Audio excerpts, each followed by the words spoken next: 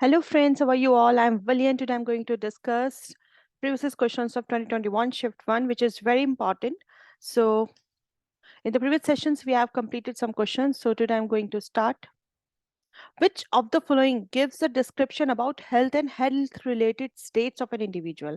आपको बताना है कि इनमें से कौन सा है जो डिस्क्रिप्शन देता है किसके बारे में, हेल्थ के बारे में और हेल्थ रिलेटेड स्टेट्स के बारे में इंडिविजुअल की. ICF model, ICMR model, PWD act या फिर यूजीसी का मॉडल. तो एक बार इसके बारे में पढ़ लेते हैं कि वो कौन सा है जो सबसे ज्यादा आपको डिस्क्रिप्शन प्रोवाइड करता है हेल्थ के बारे में और हेल्थ रिलेटेड डोमेन्स के बारे में. तो वो होता है हमारा international classification of functioning disability and health, ICF. ICF का क्या कहलाता है? आईसीएफ एक इंटरनेशनल क्लासिफिकेशन फ्रेमवर्क होता है जो कहीं ना कहीं आपकी हेल्थ के बारे में, हेल्थ रिलेटेड डोमेन्स के बारे में बताता है. Health related conditions for the children and adults जो कि डेवलप किया गया किसके थ्रू? वर्ल्ड हेल्थ ऑर्गेनाइजेशन, जो कि पब्लिश हुआ था कब? 2001 में. The ICF framework can be used in interprofessional collaborative practice and person centred care. That means कि जो आपका आईसीएफ का फ्रेमवर्क है वो पर्सनली मतलब इंडिविजुअली सेंटर्ड केयर के लिए भी यूज किया जाता है. अगर हम प्रोफेशनली देखते हैं तो कोलैबोरेटिव प्रैक्टिस के लिए भी यूज किया जाता है. और ये दो पार्ट्स में डिवाइडेड है, functioning and disability and contextual factors. मतलब कि किस तरह की डिसेबिलिटी है, किस तरह के फंक्शंस करने में, बॉडी फंक्शंस में प्रॉब्लम है, एनाटॉमी पे प्रॉब्लम है, फिजियोलॉजी में प्रॉब्लम है, साइकोलॉजिकली कोई प्रॉब्लम है ह्यूमन बॉडी में, इस तरह से स्टडी करने के लिए. या फिर कंटेक्सचुअल फैक्टर्स की कई बार आदमी किस एनवायरनमेंट में रह रहा है, किस कॉन्टेक्स्ट में प्रॉब्लम है, डिसेबिलिटी अगर किसी बच्चे को है तो किस कॉन्टेक्स्ट में है. मतलब बहुत सारे इन्वायरमेंटल फैक्टर्स आ जाते हैं, फैमिली इश्यूज भी आ जाते हैं आपके, आपका कोई ना कोई स्ट्रेस और एग्जाइटी का लेवल भी आ जाता है कि किस वजह से बच्चे के साथ डिसेबिलिटी है. तो जो हमारा आईसीएफ है वो डब्ल्यूएचओ का फ्रेमवर्क है जो कि मेजर करता है हेल्थ और डिसेबिलिटी दोनों चीजें, इंडिविजुअल लेवल पर भी और पॉपुलेशन लेवल पर भी. तो आईसीएफ क्या है? Officially endorsed by all 191 WHO member states in the 54 world health assembly on 22 मई.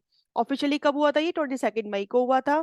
और आईसीएफ एग्जैक्टली करता क्या है? ये एक इंटरनेशनल क्लासिफिकेशन होता है फंक्शनिंग का कि आपके हेल्थ और हेल्थ रिलेटेड जो भी प्रॉब्लम्स है उसको अच्छे से देखने के लिए. और ये दो पार्ट्स में डिवाइडेड है जिसको हम बोलते हैं फंक्शन एंड डिसेबिलिटी और कॉन्टेक्सचुअल फैक्टर्स. तो जब हम बात करते हैं हेल्थ और हेल्थ रिलेटेड स्टेट्स के बारे में तो होता है हमारा आईसीएफ मॉडल. तो नेक्स्ट क्वेश्चन है हमारा, how does organisational climate affect करता है एम्प्लॉयज को ऑर्गेनाइजेशन में. तो आपको बता रहे कि ऑर्गेनाइजेशनल क्लाइमेट में अफेक्ट कैसे करता है एम्प्लॉयज को, मतलब किसी भी ऑर्गेनाइजेशन में जो एम्प्लॉयज काम कर रहे हैं, जो हमारा ऑर्गेनाइजेशनल क्लाइमेट है ये कैसे अफेक्ट करता है. तो इससे आप कहीं ना कहीं समझ गए होंगे कि ऑर्गेनाइजेशनल क्लाइमेट होता क्या है. जिस ऑर्गेनाइजेशन में आप काम कर रहे हैं वहाँ का क्लाइमेट कैसा है, वहाँ का इन्वायरमेंट कैसा है, वहाँ लोगों को, एम्प्लॉयज को किस तरह से ट्रीट किया जाता है. ठीक है. तो जिस तरह से देखो कई बार क्या होता है कि बहुत अच्छा, बहुत फ्रेंडली इन्वायरमेंट होता है कई बार ऑर्गेनाइजेशंस का, और वो एम्प्लॉयज की इफिशिएंसी के अकॉर्डिंग उनसे काम कराते हैं. उन्हें पता होता है कि कैसे उनको हैंडल करना है. तो उससे क्या होता है कि कहीं ना कहीं एम्प्लॉयज जो होते हैं बहुत मोटिवेटेड होकर काम करते हैं, जिससे क्या होता है ऑर्गेनाइजेशन का प्रोडक्टिव लेवल अच्छा हो जाता है, प्रोडक्शन अच्छी हो जाती है. जब आपके एम्प्लॉयज खुश होंगे, अच्छा काम करेंगे, अच्छी सैलरीज उनको मिलती है, एक अच्छे एनवायरनमेंट में आदमी काम करता है, तो कहीं ना कहीं उसके रिजल्ट्स भी आपको अच्छे मिलते हैं. तो ऑर्गेनाइजेशन क्लाइमेट कहते हैं हम किसे हैं? कहीं ना कहीं कि आपका एम्प्लॉय कैसे मोटिवेटेड हो रहा है, कैसे, क्या रिजल्ट्स आपके हैं, higher productivity, motivational level, greater passion for the business and a deeper engagement with the customers. देखो जिस जगह का जितना अच्छा एनवायरनमेंट होगा कहीं ना कहीं जो उसमें कस्टमर्स होंगे वो भी फिर अच्छे से एंगेज करेंगे. ऑर्गेनाइजेशनल क्लाइमेट को हम ये कह सकते हैं कि अगर आपकी ऑर्गेनाइजेशन में एक अच्छा क्लाइमेट, एक अच्छा एनवायरनमेंट है जो इंकरेज करता है एम्प्लॉयज को प्रोडक्टिविटी के लिए, जिससे वजह से क्या होता है, टर्नओवर जो होता है वो आपका डिक्रीज हो जाता है. Being recognised for the good work, developing the right behaviour, right attitude, अपने ऑर्गेनाइजेशन कमिटमेंट अच्छा होना चाहिए आपका, आपका ऑर्गेनाइजेशन में सबके साथ एक अच्छा सा बिहेव होना चाहिए, आपको किसी की भी रिस्पेक्ट को ठेस नहीं पहुंचानी है, सबकी रिस्पेक्ट का ध्यान रखते हुए आप उन्हें अच्छे से रिस्पेक्ट भी करें, आप उन्हें उनकी एफिशिएंसी के अकॉर्डिंग काम भी दें. तो उससे क्या होगा, आपका जो ऑर्गेनाइजेशनल क्लाइमेट होगा वो अच्छा रहेगा, और जिससे क्या होगा कहीं ना कहीं आपका प्रोडक्टिव लेवल भी बढ़ेगा और आपका मोटिवेशनल लेवल भी बढ़ता है एम्प्लॉयज का.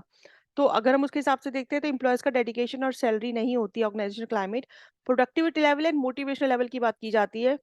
सिर्फ सैलरी और रिस्पेक्ट देना काफी नहीं होता, team spirit and quality of products के आप जो इफेक्शन है इसका, कि इसका रिजल्ट क्या आता है निकल के, इसका क्या अफेक्ट है ऑर्गेनाइजेशनल क्लाइमेट का एम्प्लॉयज पे, वो आपको बताना है. तो वो होता है हमारा प्रोडक्टिव लेवल और मोटिवेशनल लेवल. नेक्स्ट क्वेश्चन है हमारा, इसमें आपको दो स्टेटमेंट्स दी हुई हैं, assertion A and reason are.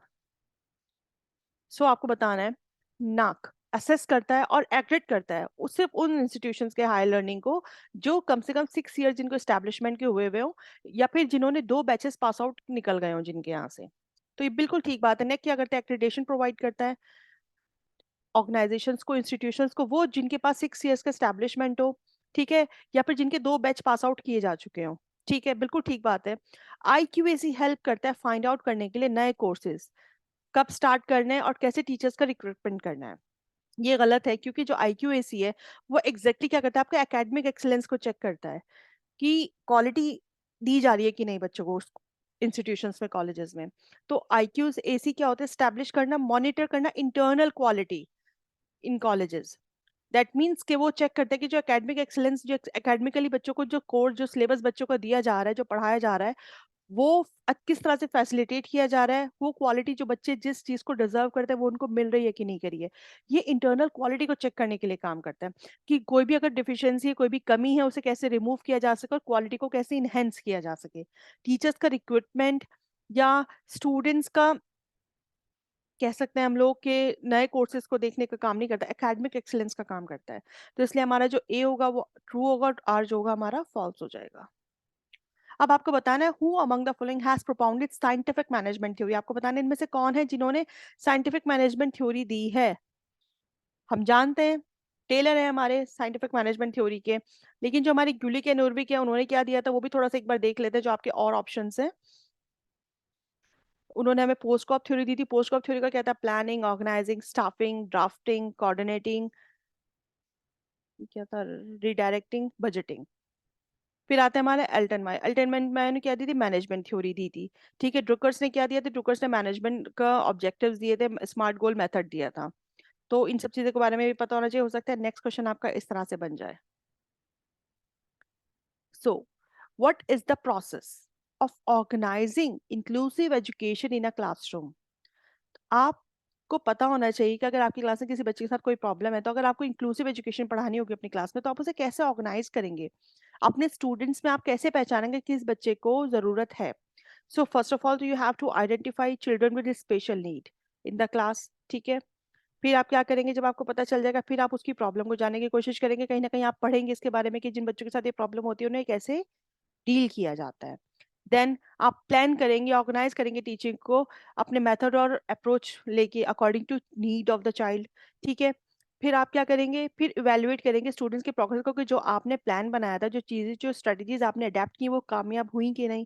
आप इवेलुएट करके देखेंगे एंड देन आप प्रोवाइड करेंगे फीडबैक किसको, स्टेक होल्डर्स को। पेरेंट्स भी आते हैं उसमें, आपके स्कूल के प्रिंसिपल्स भी आते हैं, स्टेक होल्डर्स को आप ये सारी फीडबैक प्रोवाइड करेंगे। तो third option is your correct answer.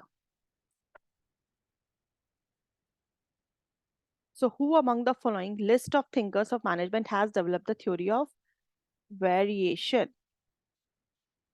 तो थ्योरी ऑफ वेरिएशन की बात अगर हम करते हैं तो उनमें से बताना है आपको वो कौन से मैनेजमेंट के थिंकर थे जिन्होंने थ्योरी ऑफ वेरिएशन की बात की थी। Peter Drucker, Edward Deming, Henry Fayol या मॉन्टेन एंड ब्लैक। हम जानते हैं मॉन्टेन एंड ब्लैक ने तो मैनेजरल ग्रिड का आपको लीडरशिप ग्रिड बनाई थी जिन्होंने।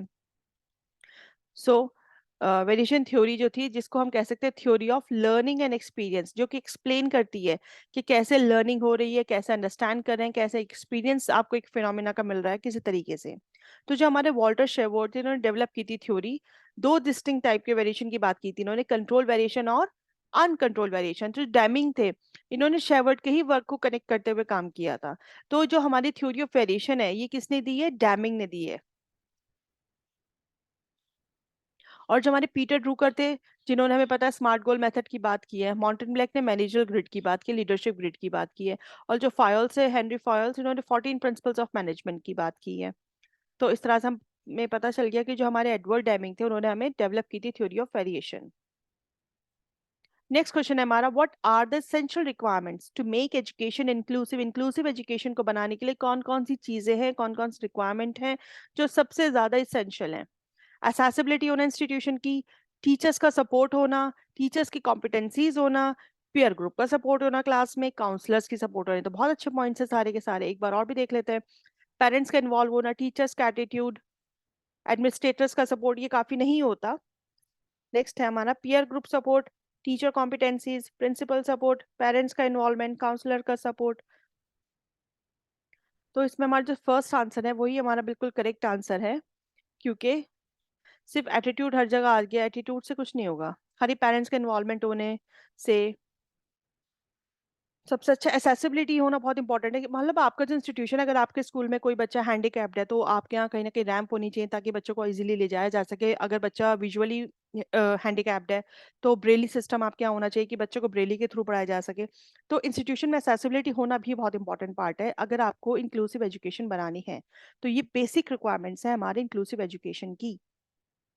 नेक्स्ट हमारा आता है democratic management is based on the principle of peoples participation. जो आपका डेमोक्रेटिक मैनेजमेंट है वो किस चीज के ऊपर बेस्ड है? Principle of peoples participation. बिल्कुल ठीक बात है। जो डेमोक्रेटिक का मतलब क्या होता है कि सब लोग मिलकर डिसीजन लें, सब लोग मिलकर पार्टिसिपेट करें। अ leaders who take administrative decision by himself or herself believes in democratic procedures। देखो, ये बात आ गई ऑटोक्रेटिक की, ये डेमोक्रेटिक नहीं है, ये गलत है आपका, क्योंकि जो लीडर है जो खुद डिसीजन ले रहा है, दैट मीन्स कि वो खुद तानाशाही वाली बात अगर हम कर दें, अगर एक लीडर खुद डिसीजन ले रहा है, अगर आपके एक इंस्टीट्यूशन में सिर्फ एक प्रिंसिपल को डिसीजन लेने की परमिशन है, बाकियों को नहीं है, तो आप उसे डेमोक्रेटिक नहीं बोल सकते, वो आपको ऑटोक्रेटिक कहलाता है। तो आपका जो आर है वो गलत हो जाएगा। तो इसलिए जो हमारा आंसर होगा वो क्या होगा? क्योंकि ए ट्रू है हमारा और जो है हमारा वो फॉल्स है। नेक्स्ट क्वेश्चन है हमारा, एज पर 2011 census of India what is the total number of disabled persons in India. तो अगर हम 2011 सेंसस की बात करते हैं तो हमारा आता है 2.68 crore. According to 2.21 of Indian population, तो 2.21% का कितना बैठता है हमारा? 2.68 करोड़। हमारी जो टोटल पॉपुलेशन है उससे हमारी 2.21 पॉपुलेशन जो है वो डिसेबल्ड पॉपुलेशन है। अगर हम मेल पॉपुलेशन की बात करते हैं, this is 62.32 crore male. Disabled female population after, मतलब इतने में से 1.5 करोड़ जो है आपके वो डिसेबल्ड है। Total 58.76 crore female Indian citizen हैं, जिसमें से 1.18 करोड़ कौन है आपका? डिसेबल्ड फीमेल्स हैं। अब इसमें और डिसेबिलिटीज भी मैंने थोड़ी सी मेंशन की हुई थी कि अगर आप देखना चाहें लोकोमोटर की कितनी है, वैसे कितनी, वैसे रेशियोज में से पहले पूछा गया था तो आई थी आपकी 1 जो थी सबसे ज्यादा विजुअल में आती थी, और लोकोमोटर में आपकी सबसे कम आती थी 0.6 करके। तो इसी तरह से ये परसेंटेज में गिवन है, जो मैंने प्रीवियस क्वेश्चन में दिया था वो पॉइंट्स में गिवन था। तो इसके अकॉर्डिंग जो हमारा आंसर है वो होता है हमारा 2.68 करोड़। सो फ्रेंड्स, ये था मेरा आज का लेसन एंड आई विश के लेसन आपके लिए काफी हेल्पफुल और बेनिफिशियल हो आपकी प्रिपरेशन के लिए। So stay blessed and enjoy learning.